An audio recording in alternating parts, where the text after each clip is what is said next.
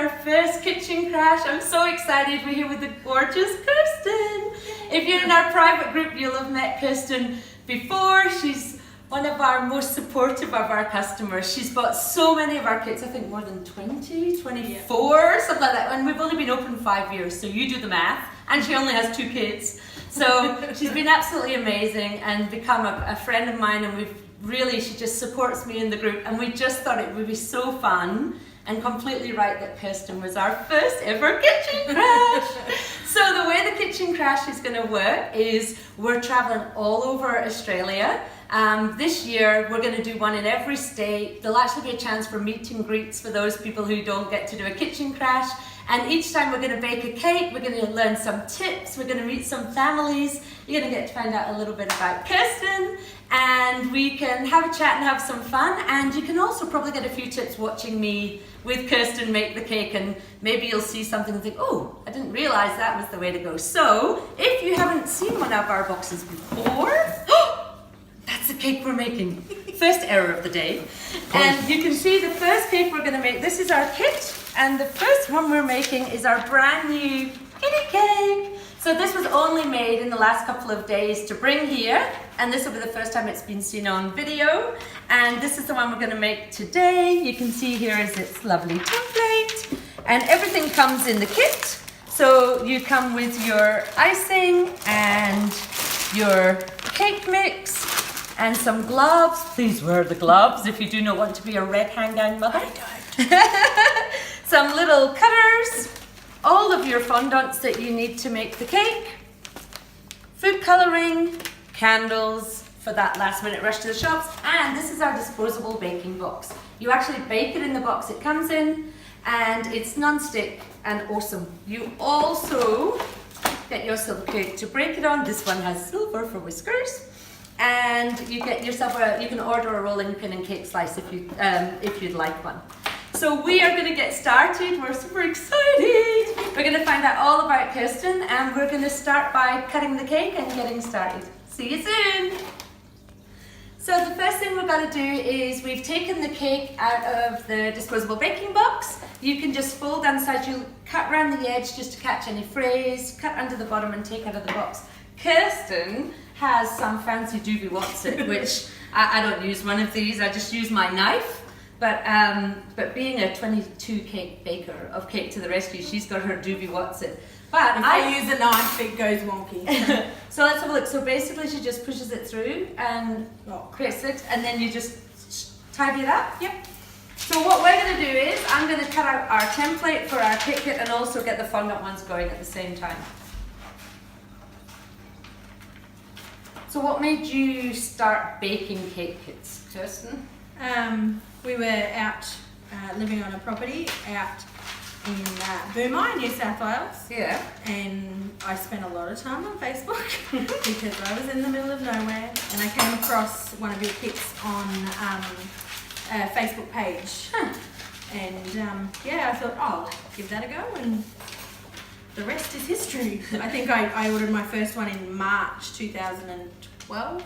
And you were telling me a story that's the one that you made while you were having a baby? Yes, I was. I was in labour at the time, decorating. Wow.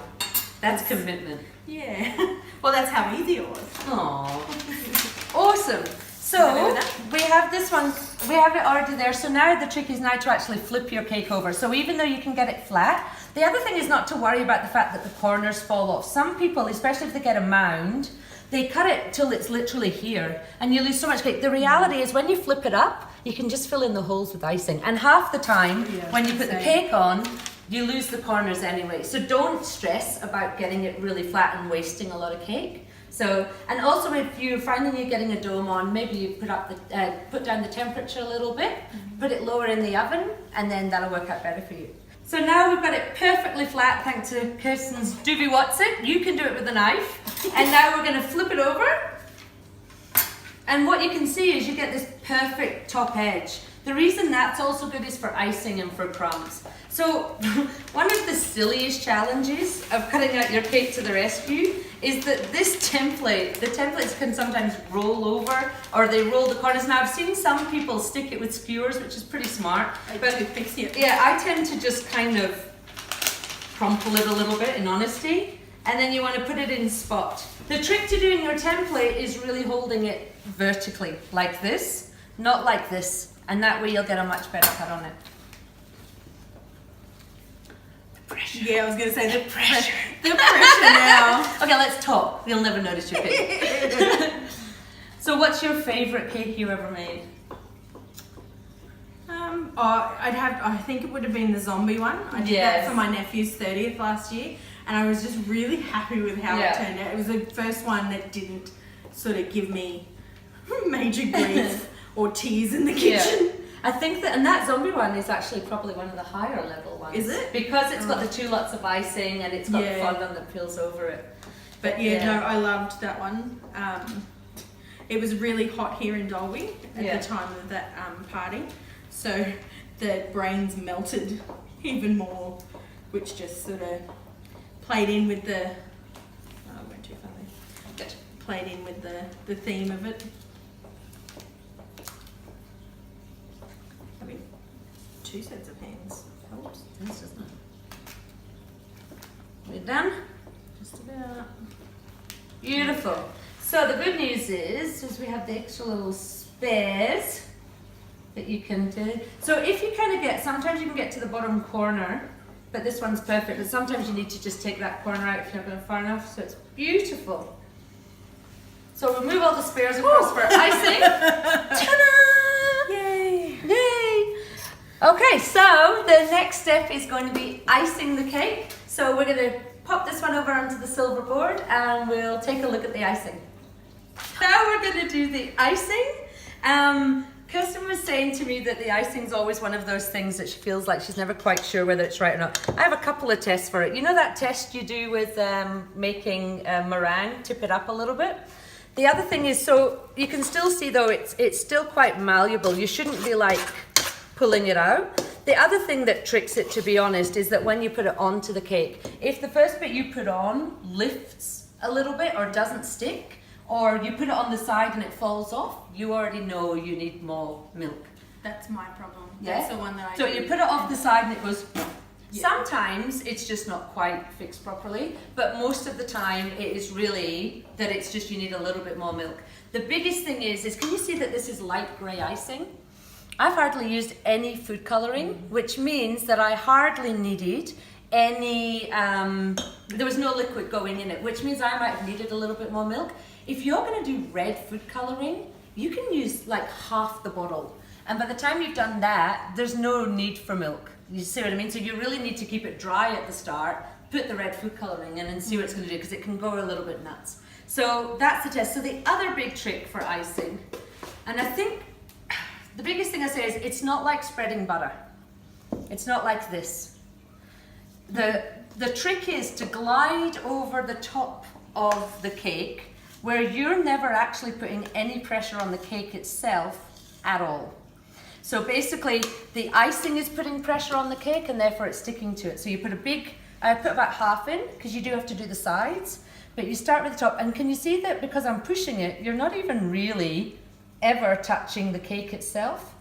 Do you find putting your spatula in hot water helps at all? Or you I don't, and the only reason I don't is because I tend to put it in too much and I get puddles or like moisture. And I do that, and I tend to wipe it off here as well, so it becomes a bit of an unhygienic disaster.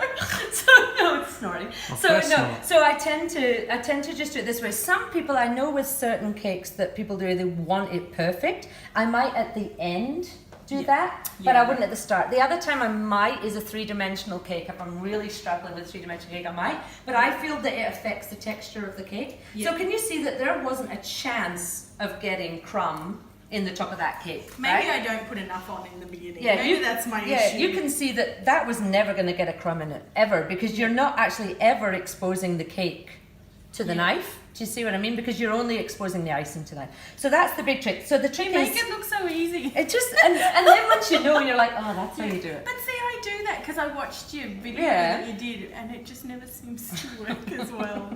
But now I've seen it in person. There it is. So you can see it hangs over the side just a little bit. You obviously don't want so much that it falls over the sides because it'll catch the crumbs and then there's no icing left And in the that's bucket. probably what So I as soon as you do that and then you're like, well, now I've got all this with crumbs in, what am I supposed to do? You're gonna have to put it on the cake because you've run out. So you want to just do it like that.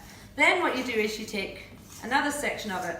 The other thing I'd say to you is, do you know when you were learning to use a pair of scissors and someone said to you, it's not about moving the scissors, it's about moving the paper?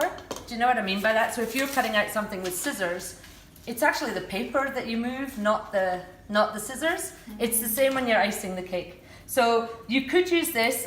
Kirsten also has one of these. You can also do that for the sides. It's quite cool.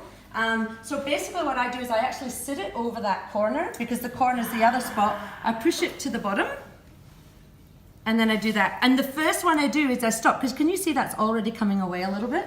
So the minute it does that, I wipe it and then I catch it back. So the minute it comes away, you already know you're getting crumbs. So as it comes away, you go, oh no.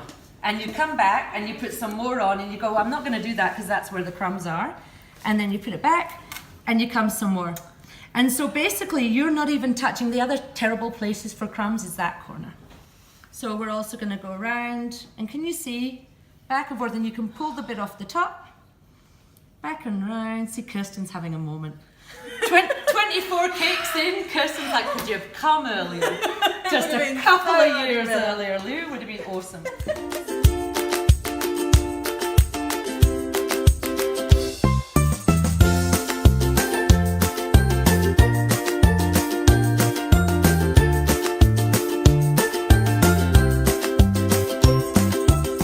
share what I do when it doesn't work? Yeah. I use my fingers. My cakes are made with love. I use my fingers. I do as well. Like I do this, watch. Yep. Oh, and I don't do it while it's wet, but once it's dried off and the cake's all made, I kind of tap all the edges to clean it up.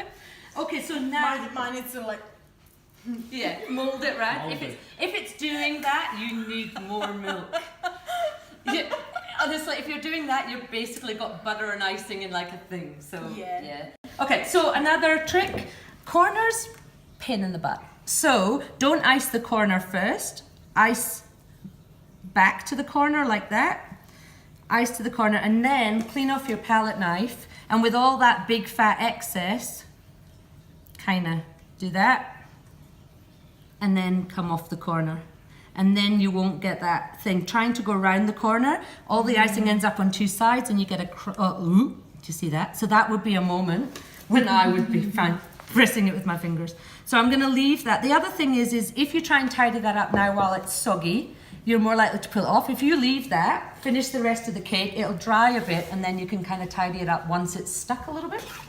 So that's the other trick. So. I'm tempted to give Kirsten a corner to do, but I think she might slap me. So I'm not gonna. Maybe a little. So you can see how all this pans out. And yeah, no, it makes such a huge difference to see you doing it in person.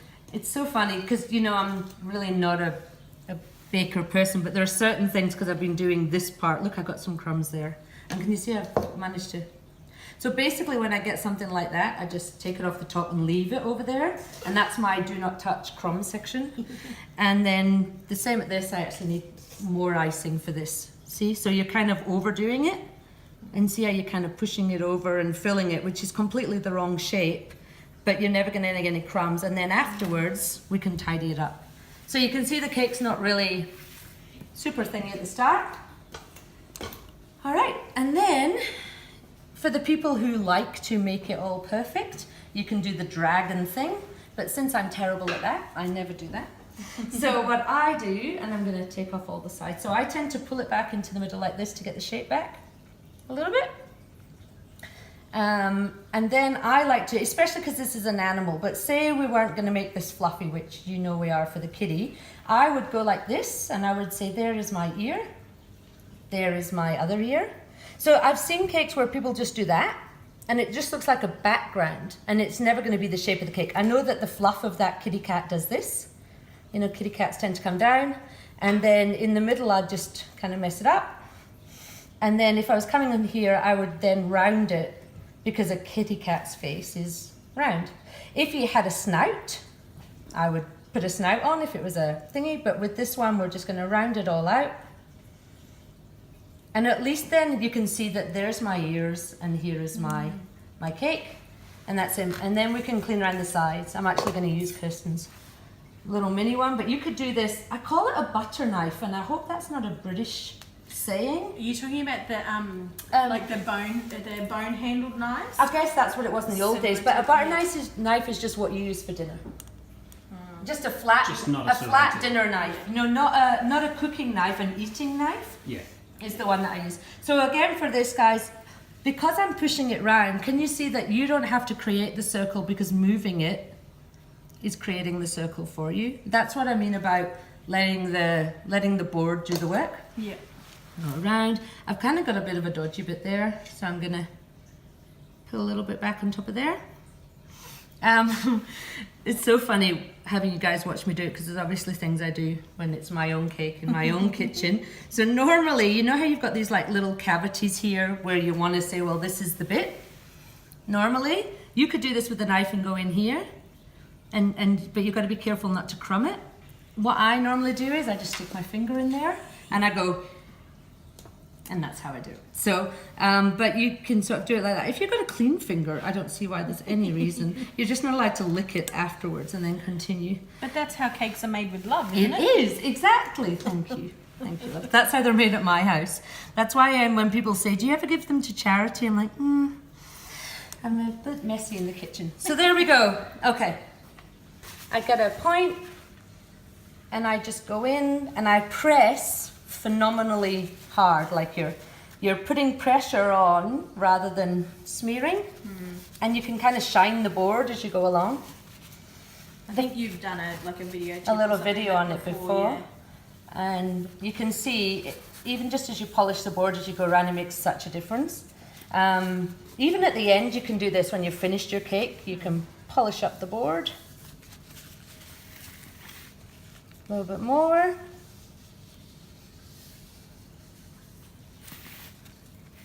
And we're done.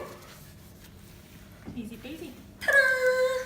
I didn't do much, but now we're gonna get Kirsten to texturize the cake because I know she's terrified of it. So on our little kitty cat, it actually looks better. Look at this picture here. It looks better to make her look fluffy. Yeah, because she's a little fluffy kitty. So basically you want to ice the whole cake first. I'm sure that some people there's a temptation to texturize it as you go, but it's a real mistake. And basically it's really easy. So basically it's tiny little swirling movements. Because you've made the edge nice already, don't go over the edge, just keep the swirl within it. And it literally just is really easy. Ta-da! Now that she's done it, made it look really easy, I'm going to stuff it up. Little swirls, and you kind of hardly touch it either. Yeah. You're kind of just touching it a little bit.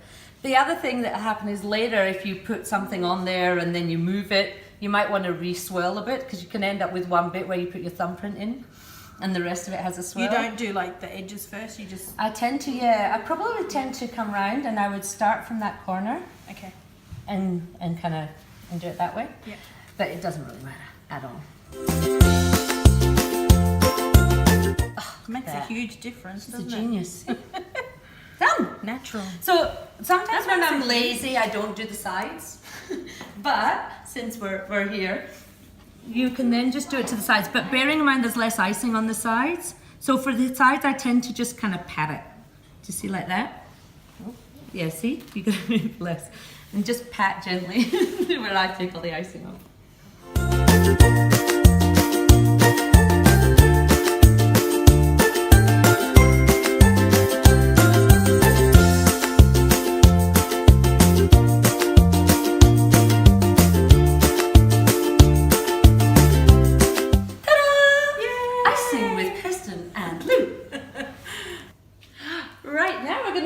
Fondant, and we have Aaron, who is how old? 5.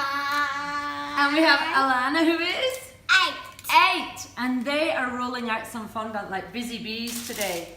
So they're going to teach you what the first thing we have to do is in your hands. Show them what you have to do first. You've got to knead it till it gets warm. A bit like Play-Doh, isn't it? First thing you do is you knead it till it gets warm, and then you pop it down once it feels warm in your hands. And you can see we've used baking paper.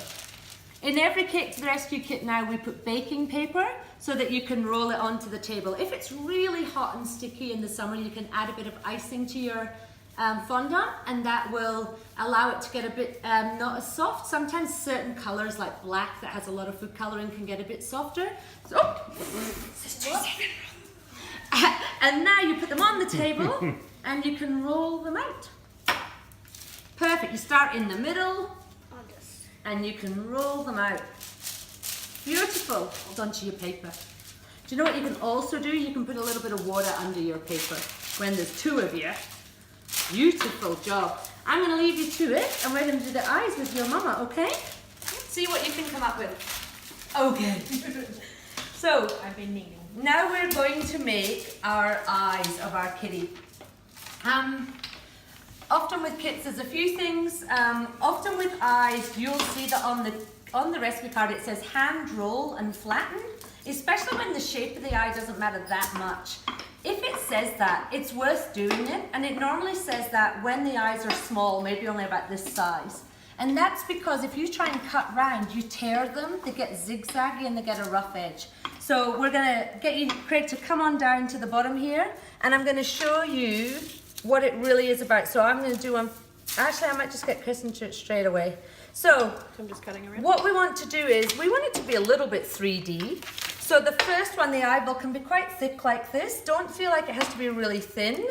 And you want a knife that's not serrated, because you can't get a zigzag knife if you have a serrated knife. So you're much better with this nice flat knife. And the other thing to do is, so I would lift your knife high, and that way you've got a less of a thing and you can just run your way around. You can be really easy with doing it. You can just turn around and don't worry too much about the rough edge at this stage, and I'll show you why in a minute. So you can run round. Also, don't get too wrapped up on the shape of the template. Actually, it's more about getting a nice curve than it is about anything else. So we'll leave that there for the second one. So you can see the trick that Kirsten's doing. So generally when I would do it, what I would do is, because if it's on the board it's harder, I would take it off the board and lay it in my palm and just really, really gently, see we've got this edge, we can flatten that one out a bit with the knife, but basically really gently do it. And because it's so three-dimensional, you also then need to flip it over and do the other side. Now, I know you probably wouldn't think of doing that side, but because it's 3D, you will see it from the sides. Tiny little tips like this are the difference between it looking really, really, really professional and looking a bit rough. And so it's all those tiny, tiny little tricks, and you can also do this with it, and just making sure that the whole thing looks really, really circular like that. And it just makes such a huge difference to the way it looks. Dad baking? Hey, all you need to do is just push it down and lift him up. Okay? Look Tell at him when he that. gets stuck in there. Like that. Perfect. When you push that, and then you push it out and it goes ta-da! Okay. Gotta love seeing Dad in the kitchen. Okay, so now with these other ones, we actually get the cutters with the other ones. I might get you to knead out the black. We probably only need a bit of it at this stage. So just a little bit. Yeah, just enough to do the pupils. So the other thing Kirsten said is, I often will tell you to do bits at specific times, but Kirsten always likes to do all the black bits first. So if you can look at the picture and you feel comfortable moving around it, she does the black bits last, sorry, and the white bits first, so that everything stays clean. But you can just remember to wipe off your rolling pin, and also your gloves. Your gloves have quite a bit of residual on them. So then with the cutters, I'm going to make this a little bit thinner, otherwise this eye will end up like up here. So you just pop it in and you actually turn it like this, pull it out. If it doesn't come off that, it's fine, but when I pick things up, I never pick them up with my fingers. I always pick them up with the knife because it maintains its shape. And then I flip this one over, and actually it's super clean, but normally I would just round the bottom.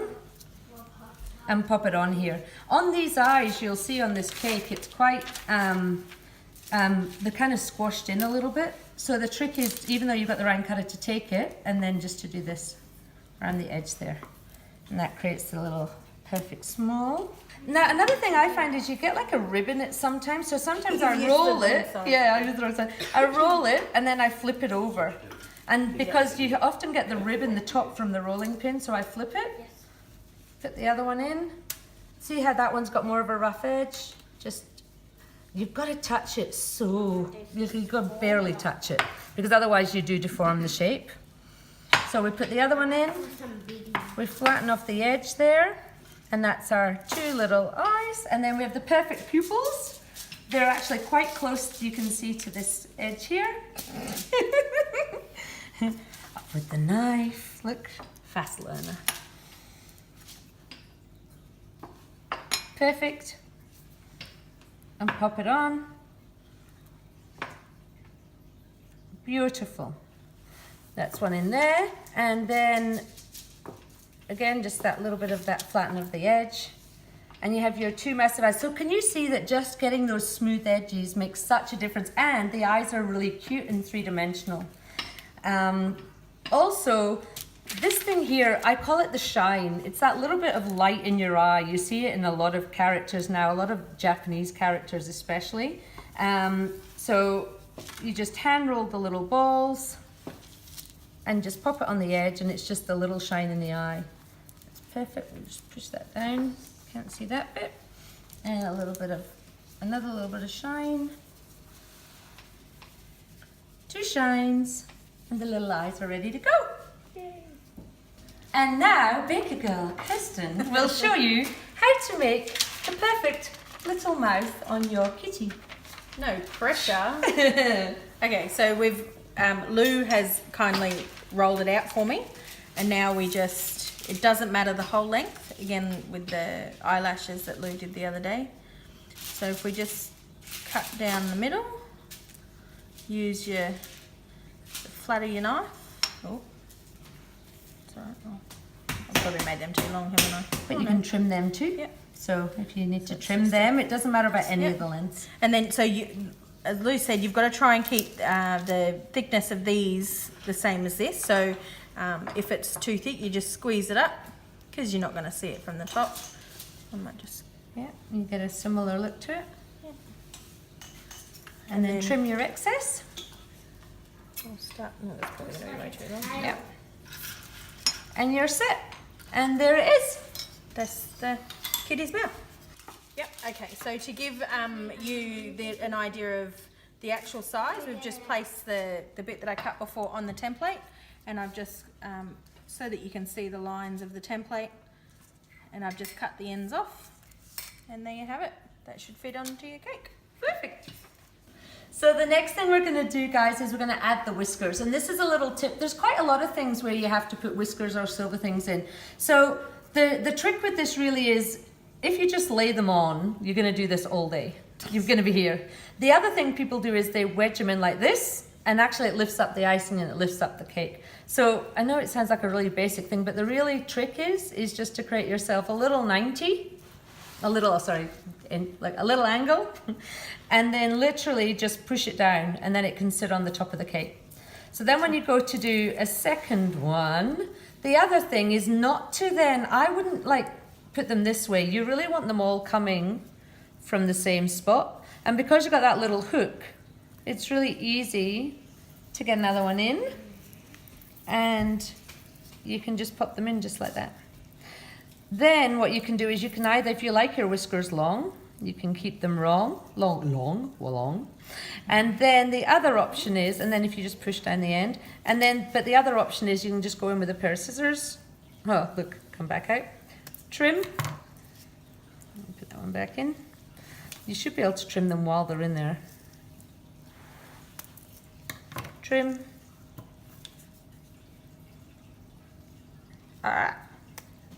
And trim.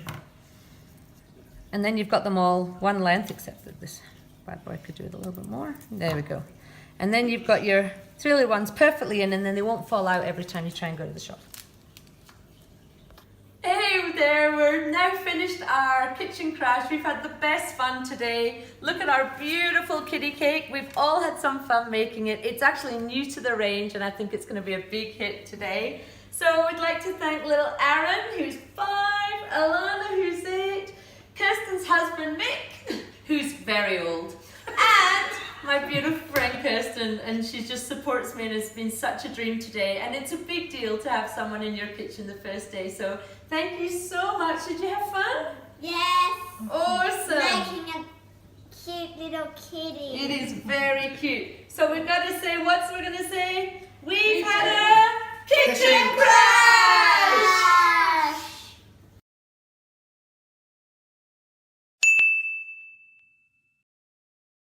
We've had the best day today at our first kitchen crash with Kirsten Dorman. We're here at Dalby and it has been such fun. I'm a Queenslander girl, I'm from the Gold Coast, but we're going to be offering our kitchen crash all around Australia. We're going to take it to every state, so you too will have the chance to have us come and crash your kitchen. Yay.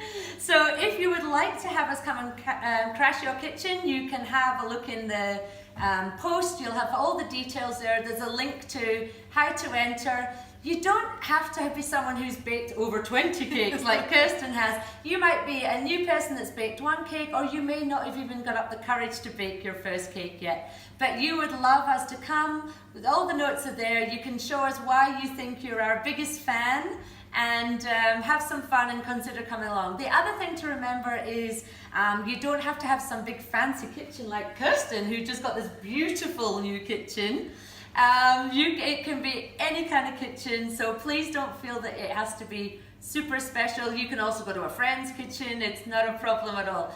The other thing is if you're a little bit camera shy and having me in your kitchen, and I'm noisy, I'm very noisy, feels like it's a bit too much for you, we're also going to be doing meet and greets and baking mornings all around Australia for anyone who wants to catch up with me, see some of my tips and just have some fun together. It's all about having fun with Cake to the Rescue. It's not about being serious and creating perfection, it's just about loving your kids. So if you'd like to get involved, check out the post, head to the link, and I hope to be crashing your kitchen very soon. Cheers!